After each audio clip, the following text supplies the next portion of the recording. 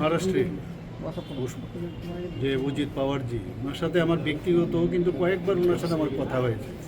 মানে অত্যন্ত দুঃখের বিষয়, কি বলবো। আজকে যখন সকালে খবরটা পেলাম, যা আমার কাছে খবর আছে, উনি চার্টার প্লেন করে যাচ্ছিলেন, ওনার বাড়ির খুব সন্নিকটেই সেখানে যাচ্ছিলেন।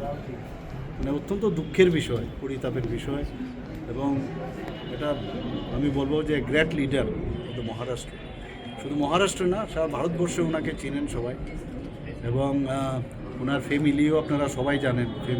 ফ্যামিলিয়ালও মানে এই দেশের জন্য, এই মহারাষ্ট্রের রাজ্যের জন্য অনেক কাজ করেছেন। এবং he was a very simple person, so far I can remember he, very down to earth. এবং ওনার এইরকম একটা ঘটনা হয়ে যাওয়া সত্যিই ভারতবর্ষের জন্য একটা বিরাট লস হলো। মহারাষ্ট্রের তো হলোই।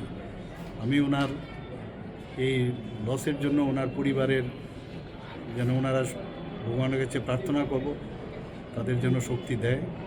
এবং এই লস তো আর মানে পূরণ করার নয়, ভগবানের কাছে প্রার্থনা করব ওনার আত্মার সদ্গতি যেন আমি কামনা করছি।